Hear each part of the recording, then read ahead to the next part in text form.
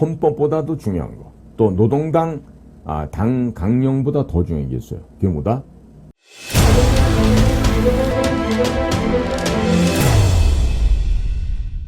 자, 국민 여러분, 우리는 지난 1945년 우리가 해방을 맞고 48년 8월 15일 날 자유민주주의 원칙하에서 대한민국이 건국이 되었죠.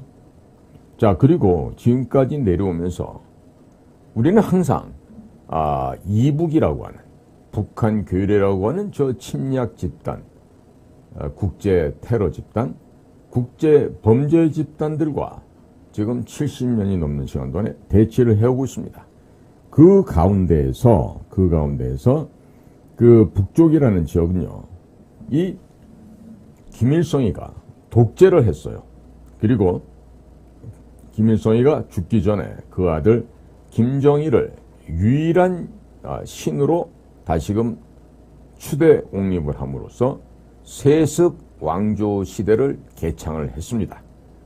그리고 2대도 모자라서 좀 현재는 3대 김정은이까지 이 김일성 종교, 김일성 우상 숭배, 이 광신도 교도 집단들을 전체주의라고 하는 미명하에 이런 독재 정권을 3대째 운영을 해오고 있습니다. 자, 그 가운데에서 이들은요, 남한이라고 그들이 짓거려대고 있는 이 영광스럽고 자랑스러운 대한민국을 집어삼키기 위해서 이들은 항상 전 조선혁명, 즉 남조선 적화 통일이라고 하는 이때 저는요, 온전할 전자입니다.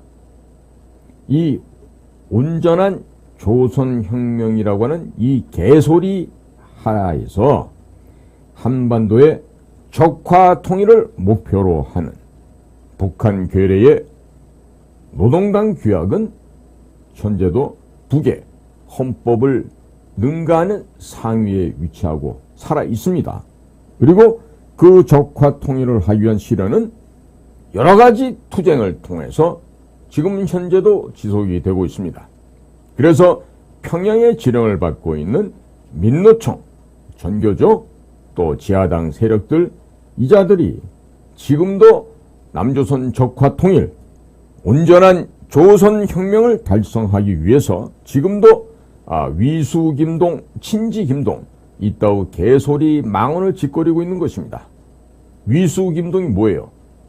아시면 아시겠지만 위대한 수령 김일성 동지의 줄임말입니다. 그럼 친지김동은 친애하는 지도자 김정일 동지라는 뜻이에요. 자, 이제는 저 꽃돼지를 향해서 존엄이니 무슨 위원장님이니 이런 소리를 하는데요.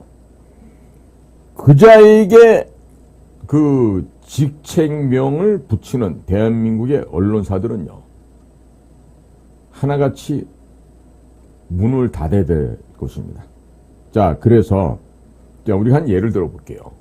송두율이라고 하는 교수라는 직함을 가졌던 간첩이 있었어요. 그런데 이 송두율 같은 자가요, 이와 같은 북의 대남 공작기관이 내려주는 지령을 받아서 적화 통일을 목표로 30여 년간이나 암약했던 바로 핵심 공작원이었습니다. 그래서 누구든지 북한 괴뢰의 노동당에 입당을 할 때는 당과 수령님에게 충성을 다짐하는 입당 선서를 하고, 또 입당한 다음에는 당의 유일한 사상체계 확립의 10대 원칙에 입각을 해서 임무 수행에 충실해야 한다. 이 원칙을 머리에 새겨들고 있는 것입니다. 그래야만 당과 수령으로부터 신임을 받을 수가 있고 그 지위를 유지할 수 있는 것입니다.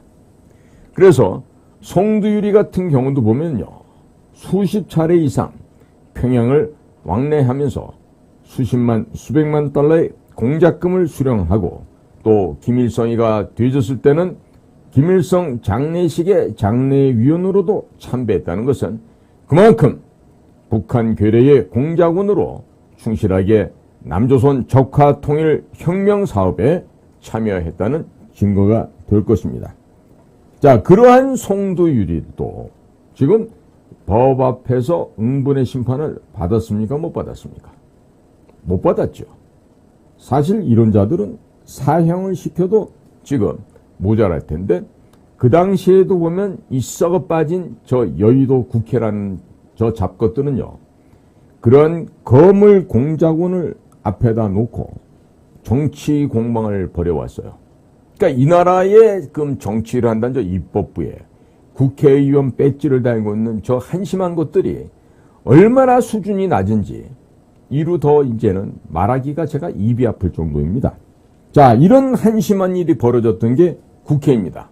그렇다면 국민 여러분, 저 썩어 빠진 냄새 풀풀 나는 쓰레기만도 못한 저것들을, 또 그 쓰레기들을 옹이하고 있는 3,000명이 넘는 국회 보좌진들을 이제는 국민의 손으로 없애버려야 하는 시기가 됐다, 이렇게 보지 않으십니까?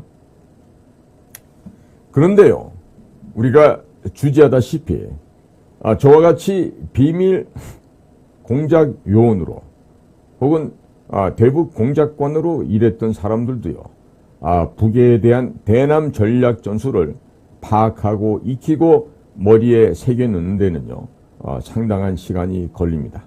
하물며 일반인들에게 있어서 이것을 무슨 학술적으로 연구를 한다든지 그런 일도 쉬운 일은 아니라 할 수 있겠습니다. 따라서 무슨 북한대학원, 뭐 어떤 대학원 해서 북한학을 연구하고 있는데요, 제가 보기에는 국가정보원, 사실 국가안전기획부만큼 북한 관련 자료가 있는 곳은 없겠죠.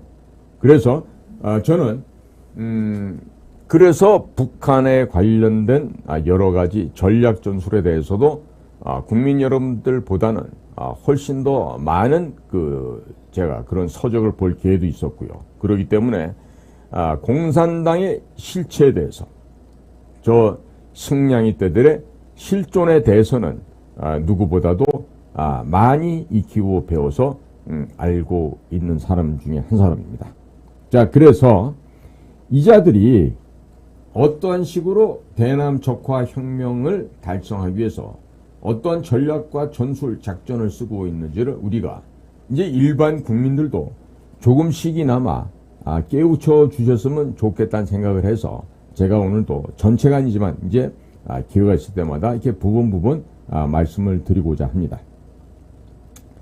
그래서 여기는요, 무엇보다도 중요해요. 헌법보다도 중요한 거, 또 노동당 당 강령보다 더 중요한 게 있어요. 그게 뭐다? 김일성의 비밀 교시예요. 김일성이 입을 통해서 나온, 입보다 더 좋은 표현인데 제가 오늘 여기서는 그 얘기 안 할게요. 그 김일성의 그 입, 뭐 주모도 있고 아모도 있는데, 그 김일성의 그 더러운 입을 통해서 나오는 이 김일성 비밀 교시가 바로 헌법보다 상위에 있다. 노동당의 강령보다도 더 위에 있다. 그래서 우리가 북을 정확하게 알고 북을 정확하게 파악하고 대처하기 위해서는요, 이 비밀성의 이 비밀 교시가 어떤 식으로 파생돼서 나왔는지, 그리고 이 북의 대남 공작기관들이 어떠한 식의 전략 전술을 구사하고 있는지, 그 진면목, 그 진술을 정확히 파악을 해야 할 것입니다. 그래서 1968년도 7월 8일에 노동당 사무총사 부장회의에서 김일성은 다음과 같이 역설한 바가 있었습니다. 제가 천천히 공개를 할 테니까 잘들 들어보십시오. 동무들은 우리 당의 전략 전술적 문제들에 대하여 공개해야 할 것과 공개하지 말아야 할 것과, 또 공개해서는 안 될 것과 공개해도 무방한 것들을 엄격히 구분해야 합니다. 전략 전술을 노출시킨다는 것은 곧 군사 행동에서 작전 기밀을 누설하는 것과 마찬가지로 혁명에서 패배를 자초하는 관건적인 문제로 됩니다. 통일전선 전술 역시 마찬가지입니다. 예를 들어서 우리 당이 남조선의 민족 자본가와 부농과 종교인들을 일시적인 전술적 동맹 대상으로 치부하고 있다는 사실을 그들이 알게 된다면 누가 우리하고 손을 잡겠다 하겠습니까? 그러므로 지하당 통일전선 문제에 대해서는 신중히 다루어야 하며 당내에서도 극비에 붙여야 합니다. 자, 국민 여러분, 제가 방금 말씀 올린 이 인용문에서 볼 수 있는 바와 같이 전략 전술을 노출시킨다는 것은 군사 행동에서 작전 기밀을 누설하는 것과 마찬가지로 혁명의 패배를 자초하는 관건적인 문제로 되는 것만큼 공산주의자들은 당의 전략 전술적 문제들에 대해서 각별한 보완 조치를 취하고 있는 것입니다. 이렇기 때문에 이자들이 가장 혐오하는 법이 있어요. 뭡니까 이게? 국가보안법입니다. 국민 여러분들께서 일상의 삶 속에서 전혀 불편을 갖고 있지 않은 이런 상황 속에서도 이 간첩들과 소통하는 이 간첩들, 그리고 대한민국 체제를 잡아뜨리고자 하는 반국가 세력들, 반체제 세력들은 이런 비밀을 지켜야 되기 때문에 국가보안법 철폐를 요구하고 국가정보원 조직을 없애야 된다고 그렇게 말씀을 드릴 수가 있겠습니다. 그래서 지금요, 이 나라의 지금 먹고 사는 환경이 좋아졌어요.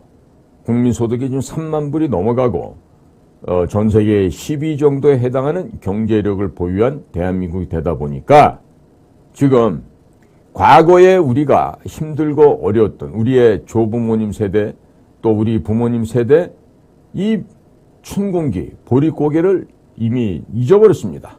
자, 그러다 보니까 정신 문명이 박약해지고 나약해지면서 그야말로 볼품없는 국민들의 의식 수준으로 추락해버렸죠. 자, 이제 이 귀중한 지금 같은 시기에 우리의 사상적인 점검을 통해서 우리의 머리를 세척해내고 우리의 의식 수준을 고양하지 못한다면 이 나라는 더 이상 발전할 수가 없다고 봅니다. 그리고 우리가 이러한 빨갱이 사상, 대남 적화 혁명 통일 전략 전술을 완벽하게 이겨낼 수 있는 이 수준이 되지 못한다면 이 나라는 발전하기가 매우 힘들어집니다. 이렇듯이 이 간첩들과 반대한민국 세력들은요, 공개해서는 안 될 극비사항에 대해서 각별한 보완 조치를 취하고 있습니다. 그렇기 때문에 현재 최근에도 북한 문제 전문가들이 활용하고 있다고 하는 북의 공개된 일반화된 공식 문헌에서는요, 그들이 공개해도 무방한 그 이상의 전술적 그 어떤 가치도 기대할 수 없다는 점을 얘기합니다. 그래서 일반의 무슨 북한 대학원이 이런 데서 교수납시고 나와서 떠드는 애들이 있어요. 그런 북한 전문대학원이니 이런 교수라고 나와서 떠드는 자들이 지금 무슨 전문가다 그러는데요. 사실 그 자들은요, 북을 제대로 알고 있는 자들이 아니에요. 즉, 우리가 책상에서 책으로 운전을 배우면 반드시 100% 사고 납니다. 지금 북을 그 수준에서 보고 있는 자들이 어느 대학원의 교수다, 어느 대학교 또 무슨 연구소의 교수다 이러고 나서 떠드는데요. 참 보면 가소로운 자들이 지금 한둘이 아니죠. 무슨 YTN, 무슨 KBS, MBC, SBS 이런 데 나와서 전문가라고 떠드는 애들 얘기하면 들어보세요. 이것도 아니고 저것도 아니고 양비론도 아니고 양시론도 아니고 참 가짜는 애들이 나와서 지금 전문가라고 하는 게 지금 이 나라 현실인데요. 자, 그러다 보니까 우리는 뭘 해야 돼요? 이런 북한 승냥이들을 잡아먹기 위한 이것들을 격퇴시킬 수 있는 전문가를 키워야 돼요. 네? 그 무슨 대학교에서 백목 들고 이렇게 교순진 뭔지 이렇게 나발 떨다가 온 애들이 무슨 국가안보실에 들어가서 일하고 뭐 외교부에 뭐 무슨 뭐로 들어가고 이거요? 안 돼요. 그런 수준 갖고 이 국가안보를 이끌어 나갈 수가 없습니다. 다시 한번 강조합니다. 책상에서요, 책으로 운전 배우잖아요? 100% 교통사고 납니다. 그리고 현장을 다니지 않는 자가 무슨 국가기관의 장으로 가고, 뭐 장관으로 가고, 부장으로 가고, 무슨 원장으로 가고, 이따위 짓들을 계속 하다가요, 그런 자들이 할 수 있는 일이 뭐냐면요, 그 종이에 나와 있는 그 보고서라는 거 있잖아요? 그 보고서에, 야, 이거 있잖아. 전술적 대신에 전략적으로 바꿔. 그리고 여기, 그러나 보다는 그런 뭐로가 낫지 않겠어? 그리고 조사가, 이게, 뭐, 도 하지 말고, 뭐, 와, 같이, 뭐, 이런 걸로 바꾸자고. 이 작업하는 그런 애들이 지금 장관, 뭐, 원장, 이런 자리에 가 있는 거예요. 그러니까, 그 수준의 애들한테 지금 국가 안보를 기대할 수 있겠어요? 국민의 생명과 재산을 지켜낼 수 있겠냔 말입니다. 자, 그렇기 때문에요. 우리가 이 이북의 승냥이들, 저것들은 제가 말씀드린 국가가 아니라 그랬습니다. 예. 그래서 우리를 침략해서 적화시키려고 하는 그 북쪽의 승냥이들은요, 우리가 정확하게 알아야 됩니다. 그리고 이것들을 아는 것에서 그치는 게 아니라 이것들을 때려잡을 수 있는, 방면할 수 있는 방안을 우리가 철두철미하게 갖춰야 됩니다. 그래서 지나간 그 박정희 대통령 시절에는 때려잡자 김일성, 뭐 무찌르자 공산당, 또 뭐 격퇴하자 북괴군, 뭐 이런 식의 그 구호가 전국적으로 있는데, 요즘은 이제 그런 구호들이 이제 우리 전 사회적으로 이제 사라진 지 오래됐죠. 무슨 뭐 전체주의 국가처럼 보인다는데 사실 그렇지 않습니다. 그렇지 않고 우리는 요즘 같은 경우에 진짜 미친 개는 몽둥이로 때려잡아야 된다는 이 생각을 조금도 약화시키거나 없어져서는 저는 안 된다고 봅니다. 자, 그래서 우리가 이 북한 괴뢰들의 대남 공작 전술에 대해서 연구하는 것에 그쳐서는 안 되고요. 반드시 연구를 뛰어넘는 격퇴의 구체적인 방안, 북한 괴뢰를 섬멸하는 방안. 지금 우리나라 그 군인의 그 시스템이요, 북한 괴뢰군들이 쳐내려오면은 반격 차원에서 되받아칠 수 있게끔 돼 있거든요. 이거 바꿔야 됩니다. 선제적으로 북한 지역을 먼저 한미연합공원을 결성해서 치고 올라갈 수 있는 이 방식으로 이 법안과 제도를 저는 변경해야 된다고 생각합니다.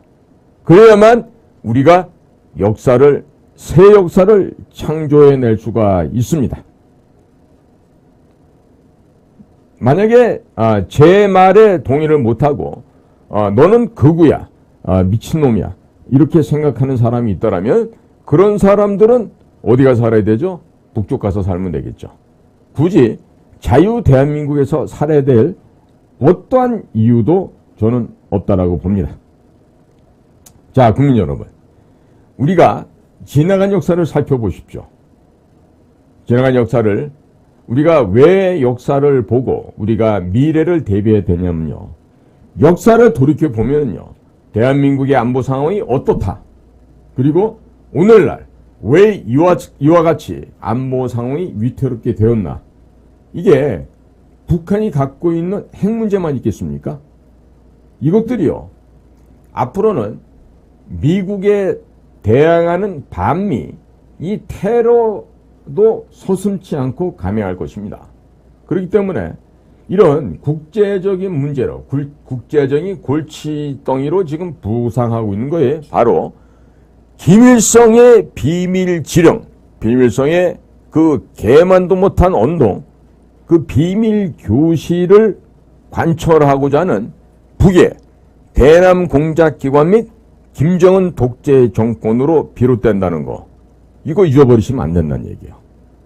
그런데 이 김일성이가 짓거려왔던 이 개만도 못한 얘기지만 이 비밀 교시가요, 희한하게 어떤 마력을 갖고 있습니다.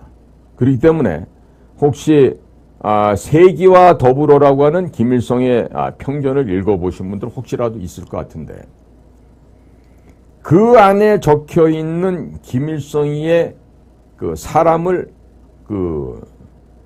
기만하는, 속이는 그 말의 어휘에 농락돼서는 안 돼요. 근데 그 왜 농락당할 수밖에 없는지 아세요? 김일성의 평전 세기와 더불어라는 그 책을 저도 읽어봤는데요. 신약 성경에 나와 있는 예수님의 말을 교묘하게 비틀어서 그렇게 대입시켜서 만들어 놓은 데가 한두 군데가 아니에요. 즉 성경을 위조한, 그래서 사람들을 혹세무민시킨, 이게 바로 김일성의 평전 세기와 더불어고, 그 세기와 더불어를 읽다 보면요, 머릿속에 똥이 가득 차 있거나 지능지수가 모자라는 그런 자들은 그 말에 현혹이 돼서 넘어갑니다. 사례를 들어볼까요? 문재인 같은 저 교활한 인간들, 또 이재명 같은 인간들. 뭐 이재명이야 뭐 이거 천박하니까 세기와 더불어 이런 거 읽을 수준도 안 되고요. 근데 과거에 뭐 해방 전후사인 있었던 리영희 동무 있었죠. 그런 종북 간첩스러운 뭐 지식인들이라 떠들건들. 사실 저는 그 대학 가가지고 뭐 해방 전후사인식, 우리가 줄여서 해전사라 그러는데, 그거를 뭐 꼭 읽어야만 뭐 사람이 되는 것처럼 그렇게 얘기를 해서 한번 읽어봤어요. 읽다가요, 집어 던져 버렸습니다. 왜 던졌냐고요? 아니 무슨 이런 썩어 빠진 생각을 하면서 선동질을 하고 자빠졌더라고요. 그러니까 그런 책을 읽으면서 감동을 받은 이런 것들은요, 머리가 나쁜 거죠. 머리가 아주 지능지수가 낮고 그 수준이 떨어지기 때문에 그런 책을 보고 현혹이 되는 거죠. 머리 좋고 똑똑한 사람은요, 그런 책 보고 현혹당하지 않습니다. 절대로 현혹당할 수가 없습니다. 제가 그래서 지금 우리 아시아투데이 우리 애청자분들을 우선적으로 해서 이렇게 말씀드리는 건요, 비밀성의 비밀계시, 오늘 이제 한 가지를 말씀을 드렸어요. 그리고 앞으로도 계속해서 조금씩 비밀성의 이 비밀교시가 어떤 식으로 사람을 현혹하고 속이는지를 좀 이렇게 말씀을 드리겠습니다. 그냥 이런 얘기를 뭐 KBS, MBC, YTN 이런 종북 좌파스러운 이런 언론에서 얘기를 안 하죠. 그렇죠. 그러니까 우리 아시아투데이에서라도 제대로 된 이야기해야 되겠다, 이런 생각을 갖고서 제가 이제 말씀을 드리게 됩니다.